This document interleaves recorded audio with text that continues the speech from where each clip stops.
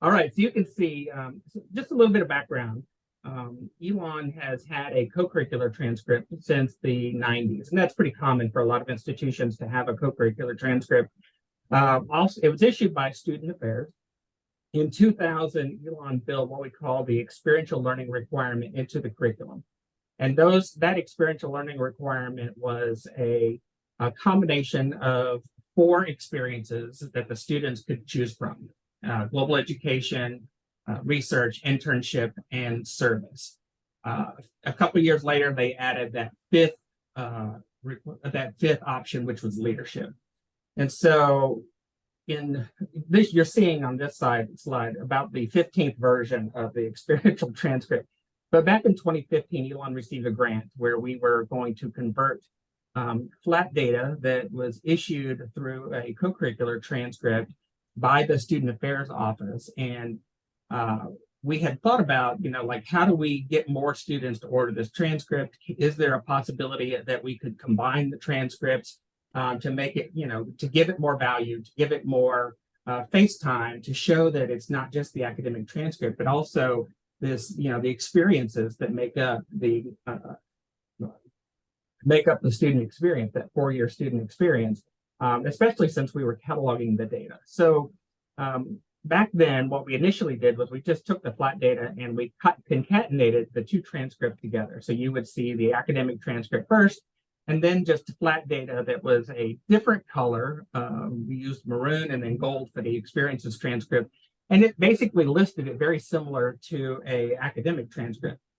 And what it did was it really helped the students because they were used to seeing their academic transcript. And by changing the way it looked to be more,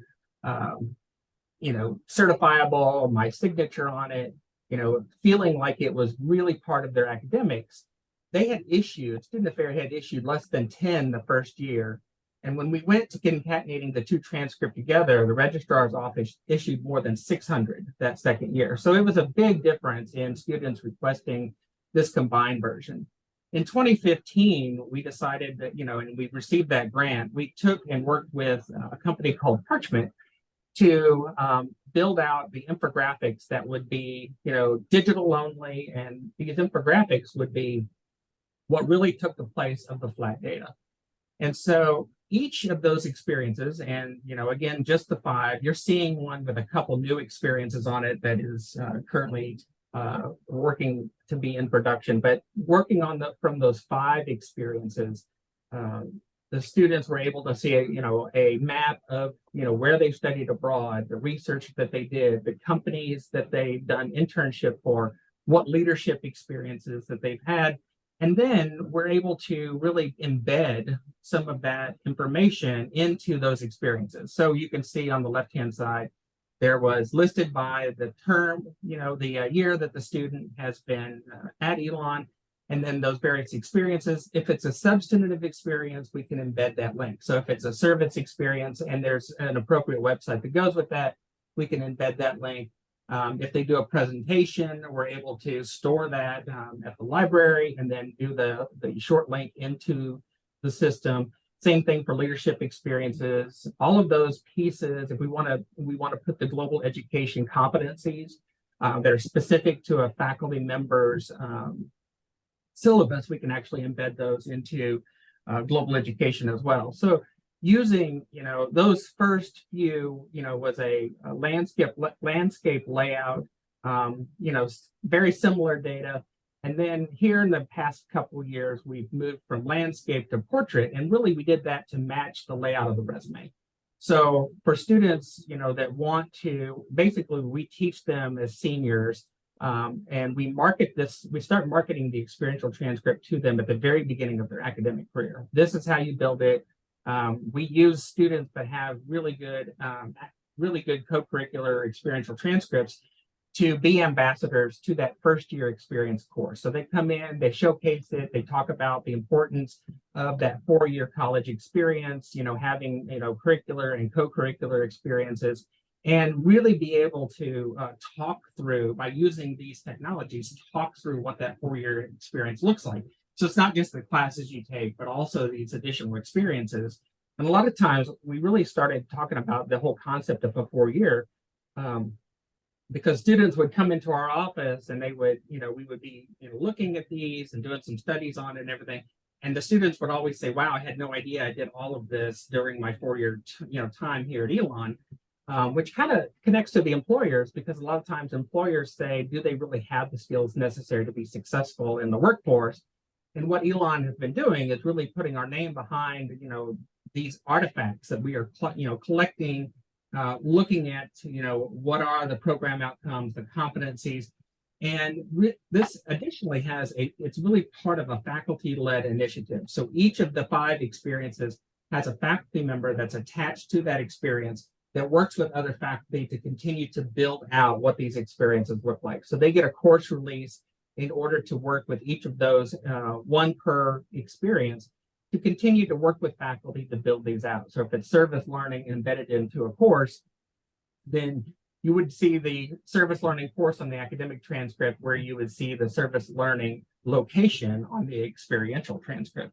For research, you would see, we didn't touch the traditional academic transcript. That's always been really touchy for registrars. And so you might see, the traditional term research, and, you're limited to 30 characters. All student systems seem to have 30 characters. And so you're limited to 30 characters. And a lot of times we would just put, sociology, 4999 research. And so, you knew the research was in sociology, but you really never knew what that might be. And now, with the experiential transcript, the research could say a qualitative phenomenology in adventure-based learning, for example. And so we're collecting a lot more information, company data, regarding the number of hours and the company that they serve, leadership, being able to track, what leadership experiences. And the interesting part about that is we have a committee that guides this and looks at these things and really begins to say, what does count, what doesn't count. And that's also part of that faculty member that sits on that committee's responsibility. So it really has to be a substantive leadership experience. It has to be a substantive global education experience. So each of those, what we try to do is match it with what we call the experiential learning requirement, which at Elon now they have to do 2. You might be surprised that the average number of experiences that an Elon student has ranges between 8 and 9. So they're pretty busy, here in terms of, being connected to a lot of these experiences, knowing that they count for requirements for graduation, as well as, being educated at the beginning that they can build out these transcripts. One thing about these transcripts is, and a question that I get all the time is, what if a student only has 2 experiences?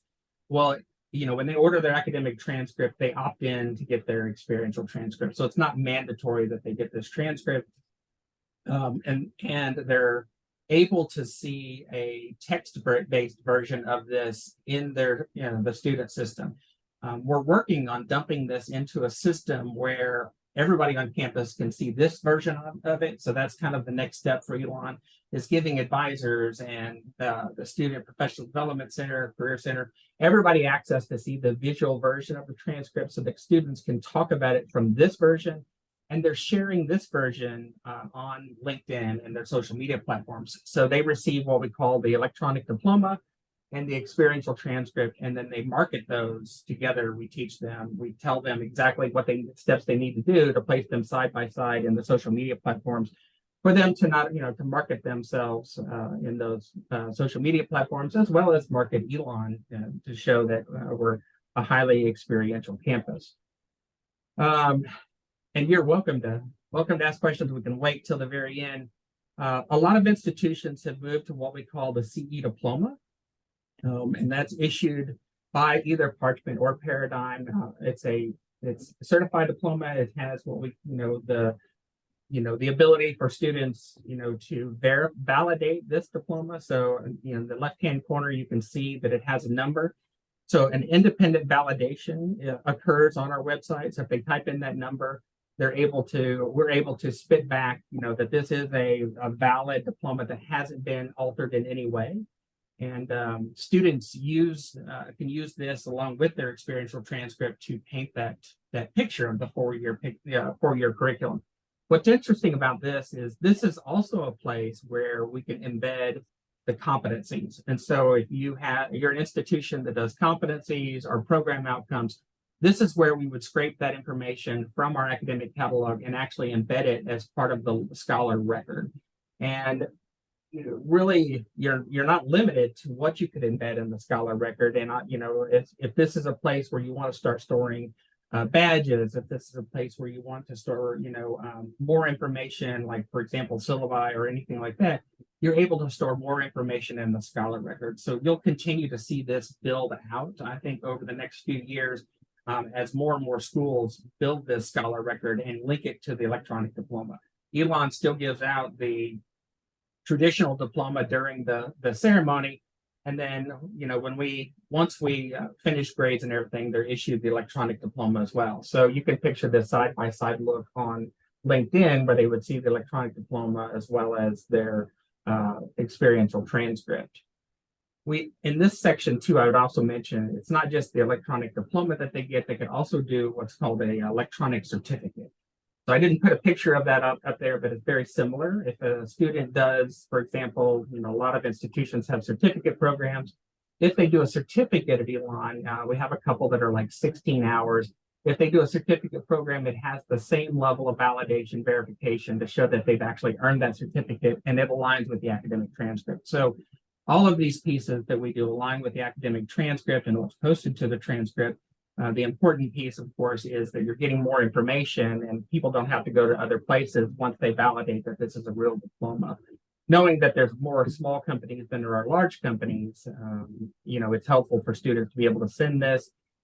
We now have the ability, which, it's probably much bigger for Michigan than it would be for Elon, but apostilles now can be done electronically. So they are a real pain for registrars' offices because they go to the State Department, multiple places, and now more and more international agencies are able and willing to accept this electronic diploma because of the validation and verification.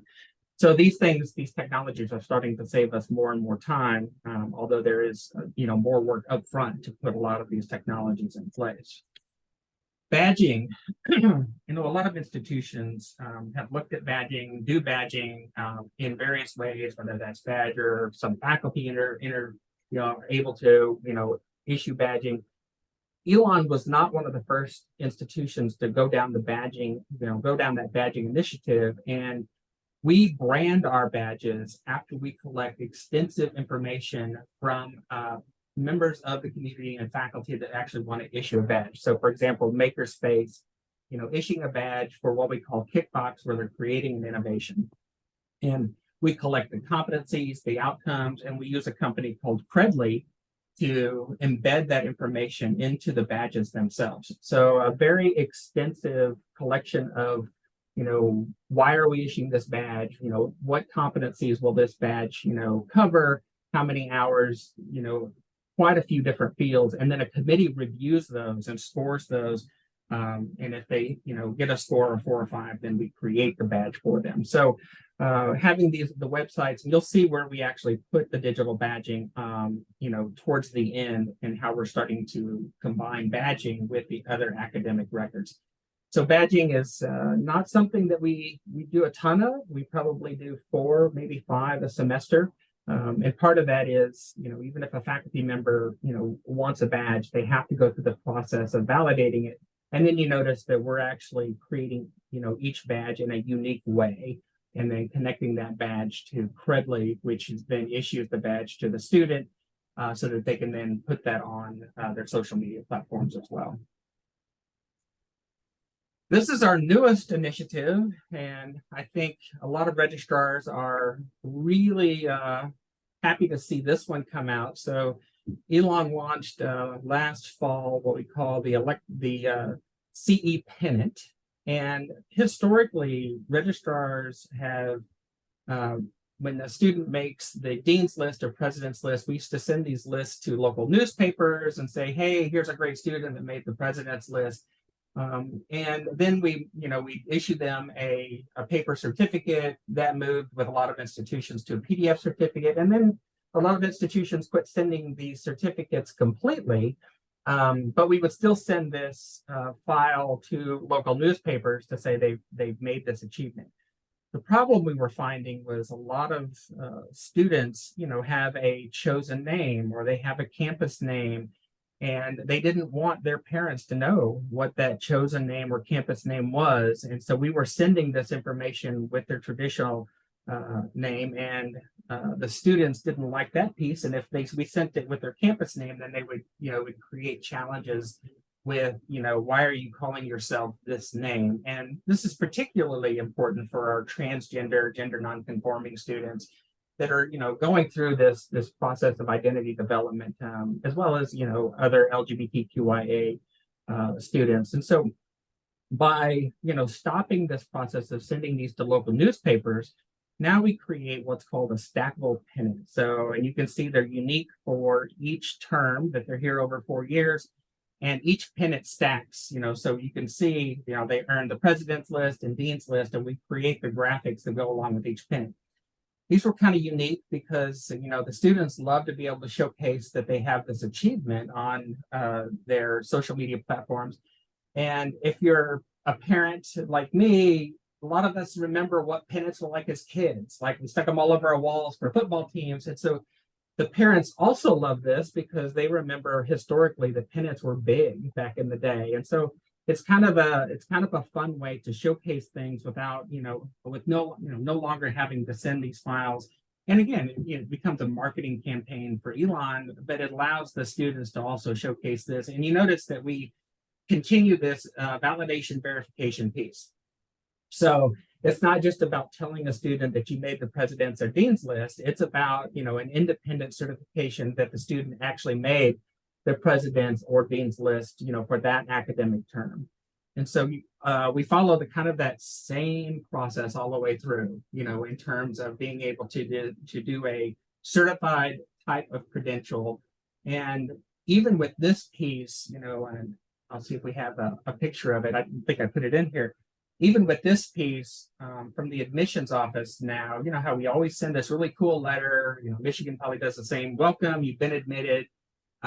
Now we have, also a pennant that goes with that says, I've been admitted, I've been accepted to Elon University. It embeds that letter into it, and students can showcase that as well, but they also get that cool looking letter, from the admissions office. So other places that you could, potentially use a pennant on campus to continue this process of innovation, and as well as helping students to understand and use a lot of these technologies electronically versus the traditional way registrars would create these processes. This is Elon's, a couple pictures of what we call Elon's faculty learning profile. We created this a few years ago, and since we collect all this data from service, research, leadership, internship, what we started to do is, without really showcasing too much detail to the faculty members, we're able to take all the information that we collect and give it back to a faculty member using Power BI. And so they're able to see this picture of what their class looks like before they even teach the class. And so they can log in, take a look at this, they can see, wow, what percentage of my students have taken economics before they take a core class? What are the majors of the students in my class? Do I have any first generation students in my class? Are there any LGBTQIA students in my class? And so part of it was, when we rolled this out to faculty, they were like, wow, it's really interesting. This is a lot of the information that I would collect during my, first day, and, trying to get to know the students, opening up the door of, maybe changing my pedagogy a little bit to meet the, really who are the students in my class. And so I think Chapel Hill has also done something like this. And by bringing in all these artifacts and storing these in the student system, we're able to then spit these out in a various number of dashboards, for deans, dashboards for faculty. And these are just 2 screenshots of multiple screens that the faculty have access to. We even can show, whether or not, when they click on a, particular student, they can even say whether or not that student's GPA is increasing or decreasing by the time that they're taking this course. and it gives the faculty an opportunity to mentor the students that may, be having challenges, or be at risk, at the institution from a retention perspective. And so there's a number of pieces that we've added to this over time, carefully walking the boundaries of, the educational need to know versus what can we give the faculty members to paint this picture of who is in the class and what are the experiences that they've already gained, in this class. And for, when you look at something, if you were to mine down all of these fields, you can mine down. If you were to mine down on service, you would see the exact service organizations that the students have done. You would see the exact, titles of the leadership activity. You would see the innovations that they've done, or been part of on campus, where they've studied abroad. So all these fields can be mined down to see additional information by the faculty members.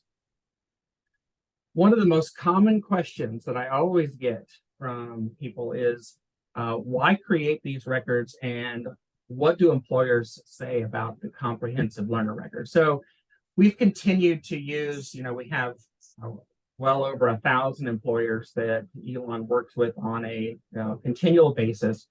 And we've continued to ask employers, what do they think about this experiential transcript? What do they think about, continuing to build this learner record?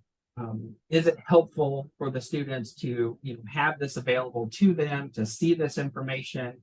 And you can see, here's the employer perceptions of the ones we studied. And every time we send something like this out, we always continue to work with our career center to ask that they fill out our surveys, to ask for feedback. And so we always end up with about 20% response rate from our employers. I think they're probably getting sick of us asking, but they also provide back feedback for us on how do we make this better? How do we continue to collect artifacts that, that employers feel like they can use? And, being able to just have those conversations about, here's the records that we're creating, here's the extension of the records, and then going back and saying, the students that you hire from Elon, do you feel that they have the necessary skills and abilities based on how they presented themselves, during the interview process? And so here's, kind of an idea of what the employers are saying. And then similarly, what is the, how many employers endorse this new type of record? And so I think every time I give this give a presentation, this is the number one question is, why should registrar's office create these? Is it helpful to the students? Is it helpful to employers? And the answer is, overwhelmingly yes. I didn't include a slide for them from a student perspective. It was really interesting when we surveyed the students. Their number one feedback was, what, you're only going to collect 5? Why don't you collect all the other stuff that I do on campus? And some of the things that we don't put on here, for example, if they're in a paid position, historically, we've not added that. And so there's been, continuous movement on what other experiences should we collect? Should we collect more experiences for the experiential transcript that might not align to what we call the experiential learning requirement that is part of the graduation requirement? And so those are conversations that, continue at Elon. And again, these are really driven by the faculty. So we always make sure to make these a faculty first initiative. So they were the ones that were part of this process of, creating the experiential learning requirement, building it into the academics at the institution. And then, of course, they're also the advisors at Elon. So we don't have centralized advising at Elon. We have faculty advisors. We have an advising office that does some of that work for first-year students and a first-year, foundations course that assigns the advisor. But once they declare their major, they have a faculty advisor. So having this as an opportunity to have those discussions with students, and then faculty being able to see these experiential transcripts to really think about what kind of internship should the student be thinking of, because those are definitely departmental driven. And so faculty get paid extra money for supervising internships, they get paid extra money for supervising research, which was really different than when I was at Georgia.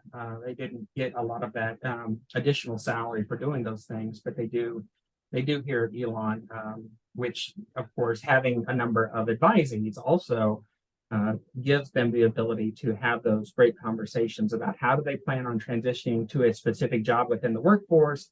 What areas of interest do you have? Is there research that you want to do with me, to bolster your success in a particular area?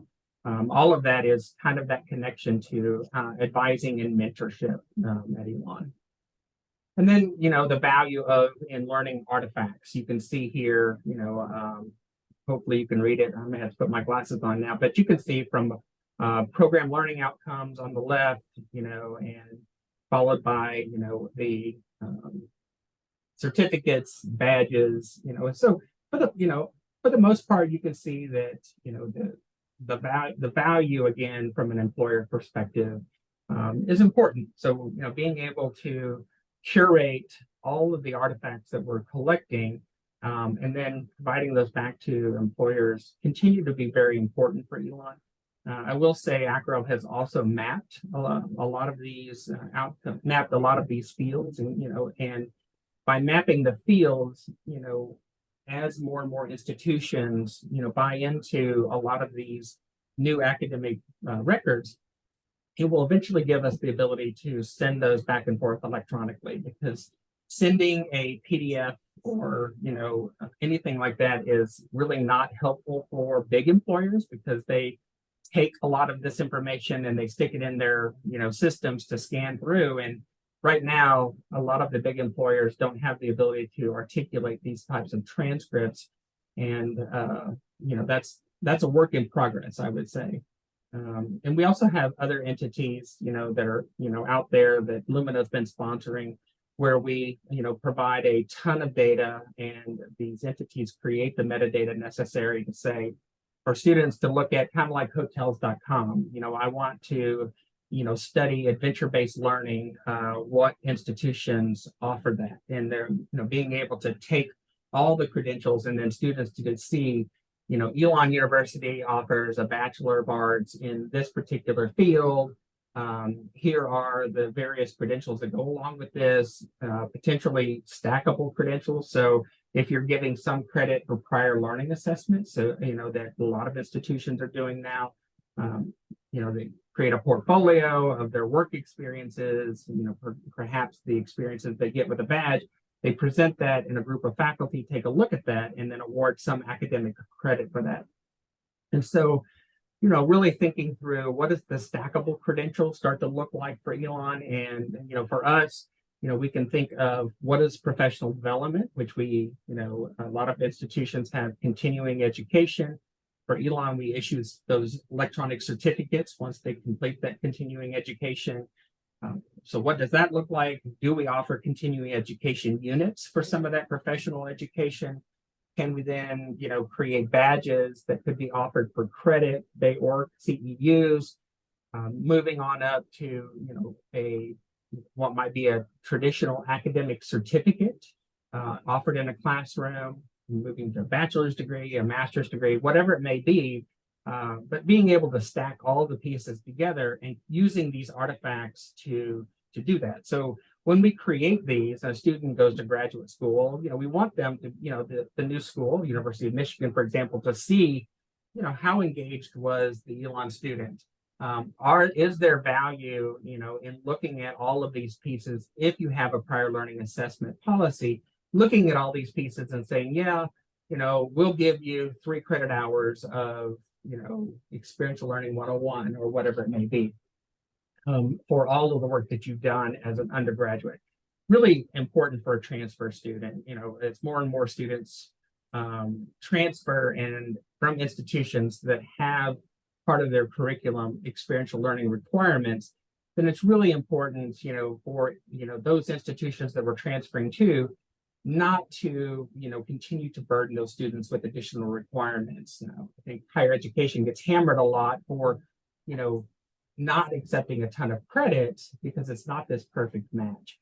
But really thinking through, if this comes from an experiential learning campus, can we give those as transfer credit to the student? So a lot of discussions, with our professional accrediting body for registrars. I can't think of what to call that. but a lot of, discussion about this with a lot of institutions, public and private, about where do we kind of go from here? How do we continue to build these records? How do we exchange these records digitally?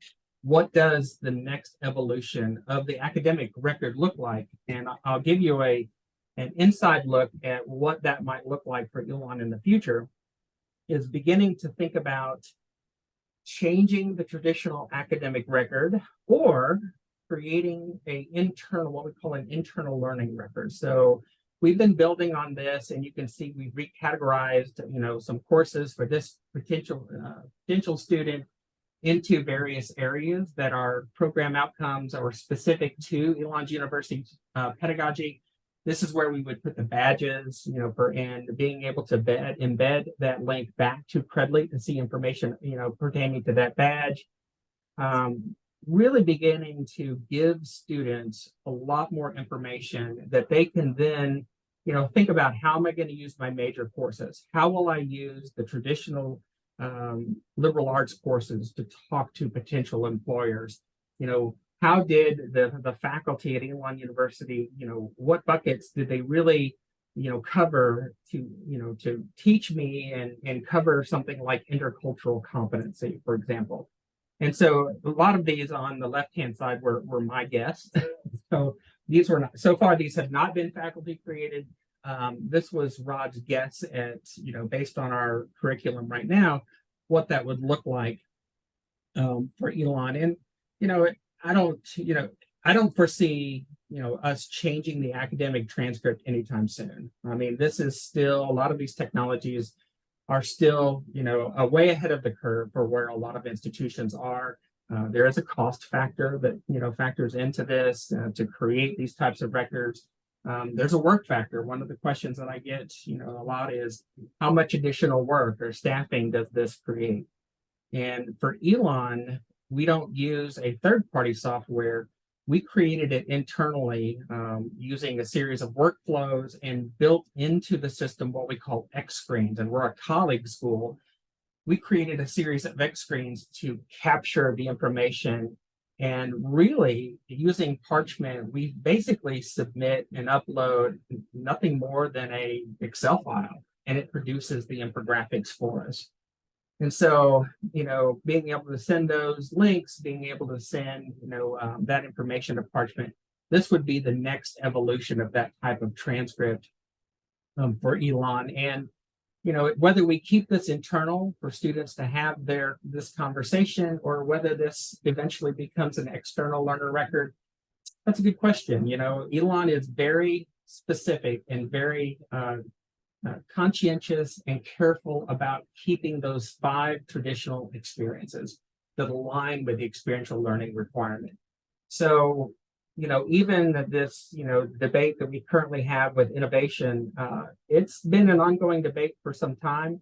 Right now, it's been built into the system, but we have, hid it from students right now that request the transcript.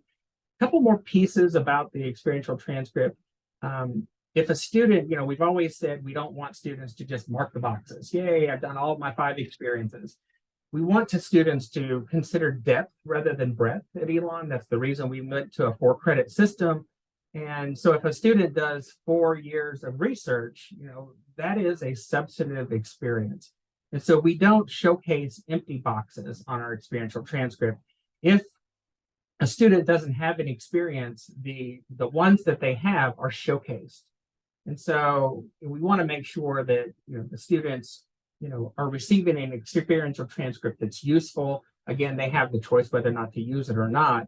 But you can see that a lot of our students end up with 4 or 5 experiences. If they have between 8 and 9, we're a big study abroad school. So we send more than 1,000 students abroad every fall or every winter term. And so, a lot of students will have the graph of study abroad. Some students, we also have the ability to issue, non-credit experiences. So a student will say, hey, I did this internship not for credit. Can you add this to my experiential transcript? Or I've done 40 hours of service over the summer. Can I add that to my experiential transcript? And we do have a way to do that as well.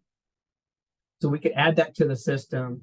And our experiential transcripts, most of it is uploaded at the end of the term, but we also have the ability to run it per student. So if a student comes in and they've had a change to their experiential transcript, we can run the system once for that independent student, update their experiential transcript so that they can then order it. Even in midterm, if they're going to use it for a potential internship, if they're going to use it, or want to put it out there early based on an experience that they have, they can actually do that. Additionally, one thing that we added to the experiential transcript that came across was sometimes a student does not want to showcase an experience on their transcript. And one undergraduate student was going to law school and had done, some service work in a sensitive organization and didn't want that to showcase on the experiential transcript. So we have the ability to mark that experience and suppress that from the transcript. Rarely happens, but we certainly have that ability, but we continue to store that data behind the scenes. So we don't delete anything from the transcript. Students can't add anything to the transcript without going through the process of a person on campus validating it and adding it to the transcript. So we're not one of those schools that says send this in and we'll just add it to your transcript. We are very meticulous about curating the information behind the scenes for the student. And so for this one, you can see this is our hopefully our next evolution of creating that internal learning record or external learning record. Really will depend on continuous work with what we call the experiential education task force, as well as the faculty that's assigned to each of those experiences. And like a lot of institutions, we have a lot of attributes associated with our courses. So if a course has a service learning requirement, such as a human services class where they're doing 40 hours of service, we're capturing that using the attribute and actually, putting that, still using that as a course on the academic transcript, but also capturing where they've actually done that experience, that service experience, through a system we call GIF, which is GivePulse, which is a very common system out there for service. So there are some third-party softwares that we use. Research is an internship is a workflow that we create out of the registrar's office. So a research course is created independently for the student. And internship the same, which also helps us, when we're doing, our accreditation review, as well as our SARA reporting. So a lot of times we have to issue, SARA reporting is something that I do, unfortunately. Yeah. And so being able to provide that information of, where the student is doing the internship and making sure that we have an agreement with that state and have paid the relevant fees that we can offer that type of education in that state, of course, is really important. And so being able to track that data within the system, using additional fields on both the traditional screens as well as some X screens, really helps us curate all of this information together. So I would say, when you think about something like this, Elon's using a wealth of technologies to create this. It's not just one service. It's a lot of different pieces of information being pulled together and built together within the system for the students to use. And as you saw before, for the faculty to be able to see some of that information as well. Deans, department heads, we try to create a series of dashboards for everybody. So with that said, I didn't add additional screens because I hope that you would ask me some questions.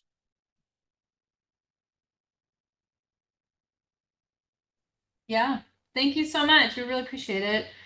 Yeah, I'll open the floor. I know David had a question in the chat, but I'll invite you to unmute and just ask it directly. And then Kala, and if other folks want to ask questions, you can go ahead and use the reaction button to just raise your hand. So I'll go with David first. All right, David. Okay, can you hear me? I can hear you. All right. My question is about kind of developing and creating a system like that. There's a lot of work associated with it. A lot of people may be resistant to taking on that extra work at the faculty side, staff side, administration side. I know there's other factors in terms of like being part of your culture, having some different types of experiences. But from a kind of registrar's office perspective, can you kind of describe what some of the key motivating factors or kind of key arguments that helped kind of encourage people to put the time and effort into this work? Yeah, one thing that I tell people is, you could see from our CE diploma, a lot of institutions don't even put, the degree, the major on the diploma, where Elon does. And so a lot of it was, as we talked about it internally, and certainly it wasn't just my idea, it's definitely a team building perspective. It's as registrars' offices have gone forward, we no longer have the ability to educate the campus on the work that we do. And so we were really thinking of it as, how can we showcase more of the work that we do? How do we showcase that, we're extremely knowledgeable in using reporting system and knowledgeable about the data to really begin to paint the registrar's office in a different way? So that was part of it. And the other part of it is my office has, a number of academic advisors that are part of the office. They teach the class.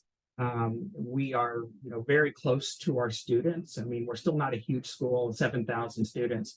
And so, thinking of the students that come in, our student workers, having those discussions, talking to student government about the value and what the registrar's office can do to further encourage, help them transition to the workforce.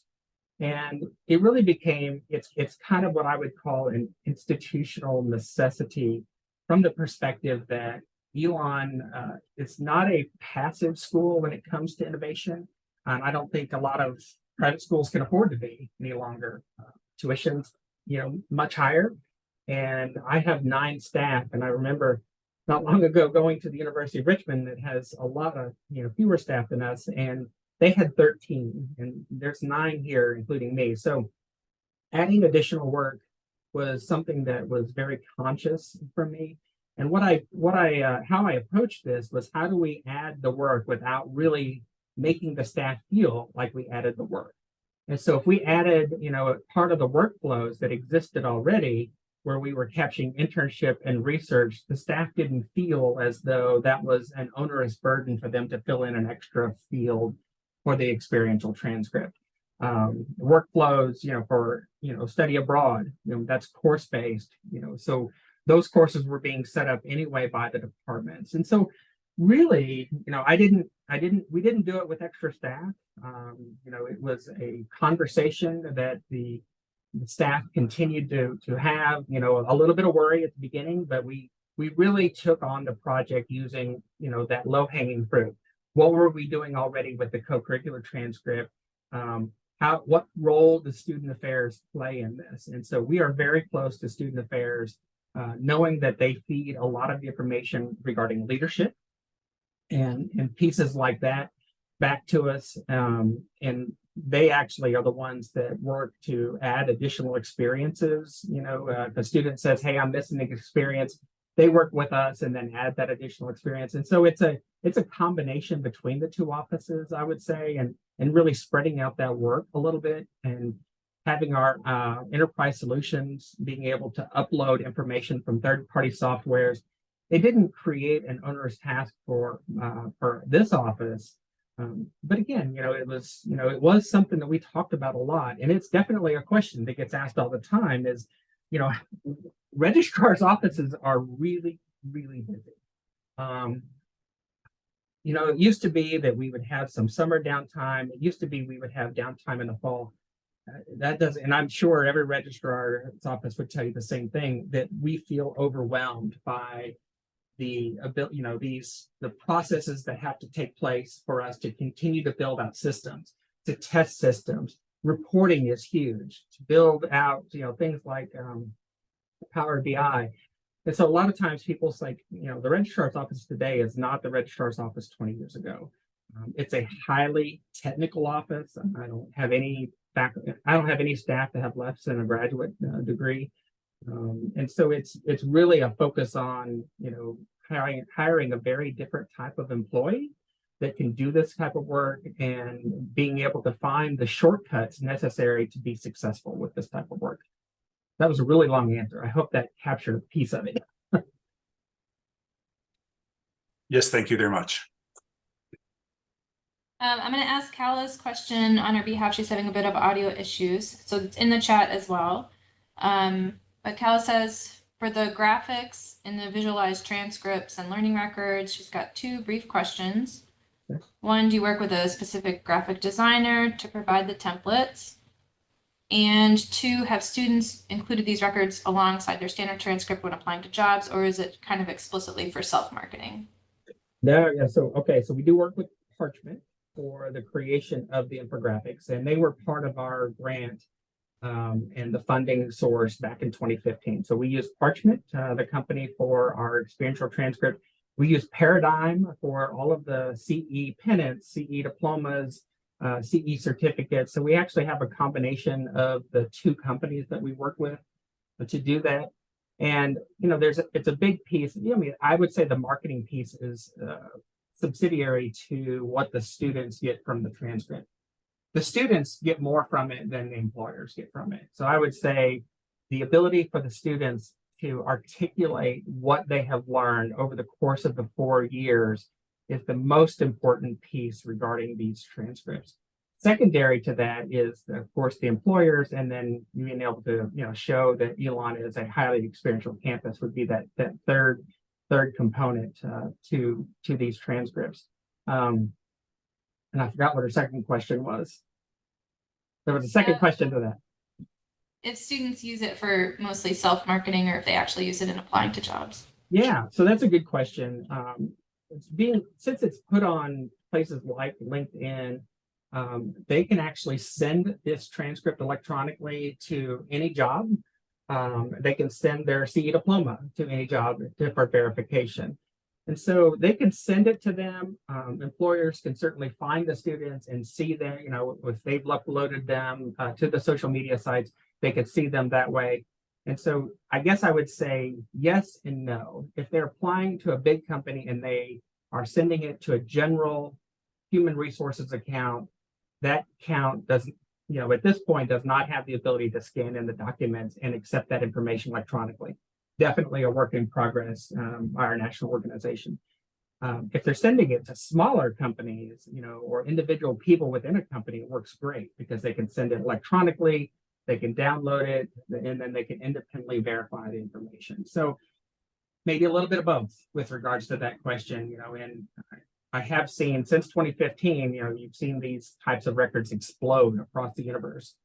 I probably give, you know, at least 1 talk a week regarding these records. So it's, you know, a lot of institutions are calling and saying, hey, how did you create this? Where do we start? Resources, all those kinds of things. I see, let's see, Michael has a question. And Nargis has is it Nargis? Yeah, has a question. Better put my glasses on. Yeah, I was just wondering if you had any interoperability standards around CLR or badges or that type of thing, either that you're using or that you have your eye on. I also was wondering if the sort of raw data is, if students can get their own data, if they wanted to create their own tools or visualizations around it. Yeah, that's a great question. So the second part of that question,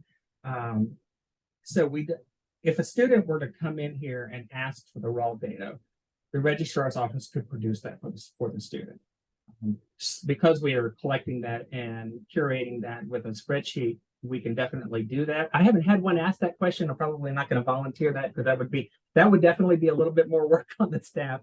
But yes, we could give the student the data.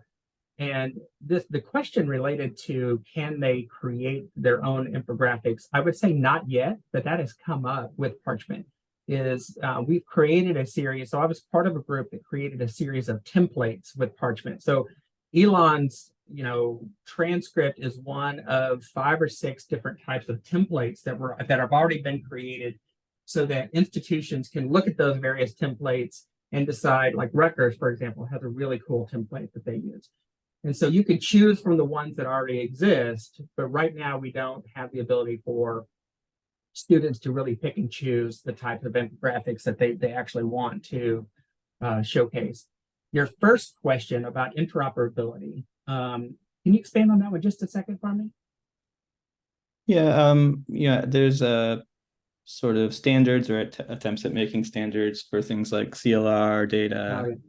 there's open badges or verifiable credentials, those types of things. So the answer to that is yes. I was part of a group that went ahead and mapped out every field that we could possibly think of so far. So kind of like the transcript itself, we have mapped that out. I would say it's not been used a lot so far, but right now we do have those standards in place, knowing that these will continue to grow. And we really would like to get to a place where we can exchange these electronically with other institutions as well as human resources offices. So those conversations have been big in a lot of the places that different schools that we talk to, including international, being able to exchange these things at an international level. We send a lot of students to New Zealand, and we've had some conversations with them because they standardize a lot of their records across all of their schools. So that would be a good one for us to really test with going forward. Nargis? So actually, go ahead. While you ask your question, Nargis, I'm going to invite Chelsea to put up the just our thank you slide. And I know we are getting a bit close to 1 o'clock, so if folks feel like they need to jet, just you're welcome to do so. We don't want to keep you over, but I'd still like to hear Nargis's question. So if you'd like to stick around. And I'm here. So if anybody that wants to meet with me outside or anybody wants to continue to have this conversation, I have them all the time. So I'm happy to get on another Zoom call with anybody that has additional questions. But let's hear Nargis. Rodney, yes, you pronounced my name correctly. I appreciated your talk, and it's great to see kind of an end-to-end overview. It's kind of like ingestion process. You mentioned Parchment, you mentioned Paradigm, and you also mentioned Credly. So, so do you use Credly as that kind of badge issuance platform? That's correct. And then they were kind of the best, we thought, for badging, and so we do create the graphic internally, and then we issue that badge to Credly, who does the front end part. Okay. And that does include the embedding of the competencies and pieces. We put all that into the badge. It's all baked in. And then you were sharing the pennants and that kind of a visual with that stackability. Does Credly have that kind of pathway flow where you can define the learning objectives at that kind of micro level? That's actually the Paradigm has actually created that. And yes, actually, you have the same ability that you would have with us with the C diploma and the CE certificates. You could actually embed more information into those badges. So what does, you could put in, what does a 4.0 mean? Or do you want to put in the courses that the student took to earn that badge? If they took if they took a lot of STEM courses, I could see, maybe that's important to the student. Or if they have a really heavy liberal arts curriculum, that might be really important to a student, and having, showcasing what was actually the course that they took to earn that badge. And so, yeah, you could definitely continue to do that. That's something that we've already, had the discussions about. What is the next evolution of the badge, and what do we want to stick in that thing? Since we do it for the diploma and the certificates, and with the badges, what is the next evolution? I said badges, but pennants would be the next evolution. Is what do we want to put in those as well? Thank you. I'm really curious what the validation or verification process is like. Do students get feedback in that moment? Are they ever rejected or told to do more work? How does that go? So when it comes to those, what we call the independent validation, if they've tried to use that in any way other than the way it's used, that bar at the top of it turns red. And then if they try to validate it, it says contact Elon University. So they can't modify the PDF in any way. And so it has that level of security on it, for them to do the independent verification. So, and that's set for all of those technologies that we have. CE pennants, the CE certificates, all of them. That makes total sense. What about, so I'm trying to ask about the assessment part of the process, the faculty deciding if they've done enough, right? That piece. Well, I would say our Center for Teaching and Learning has been looking at that piece, trying not to let the registrar's office do that piece. But when you look at our catalog, we've added the program outcomes. competencies are a big piece. For the badging, since it comes out of the registrar's office for the badge, we do require the competencies for it. So how is that being assessed by the person that is, putting forth the issuance of that badge? But we are not at the place where, we force faculty to determine what does that assessment look like from the course perspective. Our curriculum systems do a lot of that. So we do collect what the competencies are, but we don't showcase those quite yet, because part of it is with our Center for Teaching and Learning, as we talk about the inconsistencies amongst our, faculty departments and shared governance. There's a lot of inconsistency out there. And I think, having them be a little bit more consistent with the competencies and how those are displayed and how we collect them and how it's tested. What does critical thinking look like for Elon? I think that we're a little early for that. I'm glad the conversations are something that, Elon is talking about, and they're having those conversations. But when we look at that data, it's not at a place where we would showcase it quite yet. So That's really helpful to understand. Thank you so much. you're welcome. Who else? Keep them coming. Last call for questions. Okay, I will Okay. ask one more. Are you looking at this on the high school side? Are you ingesting this information at admissions? That's a great question. So when we were working, when we first got the grant, there was a high school that was part of, one or two high schools that were part of this initiative. I think that if we had feeder schools like Alamance Community College, feeds, Chapel Hill, if we had better feeder schools, Elon, that would really help, but we don't. We have a very robust transfer articulation table that can even search for courses abroad, but we don't really have the ability, quite yet to have high schools, because we don't, you figure only about a fifth of students come from North Carolina, and they're coming from everywhere. So they're coming from all over the states, all over the world. And so it makes it really difficult to have a partner at the high school level to do this, to really exchange these types of records. But I would say that is also something that is talked about. I hope that initiative comes from the larger state school that has one of those feeder schools that can feed them, because Elon is probably not the best school to do that. And I always say, we're good at a lot of things, but we can't take on, we don't do everything great. But just like Michigan, you guys do some awesome things, right? So being able to work with some of the state schools that have those feeder schools would really be helpful in moving that forward. Such great insight. Thank you. Anybody else? Becky's gonna be like, Rod, we've had enough. No. It's good to, yeah, it's good. Is there any more?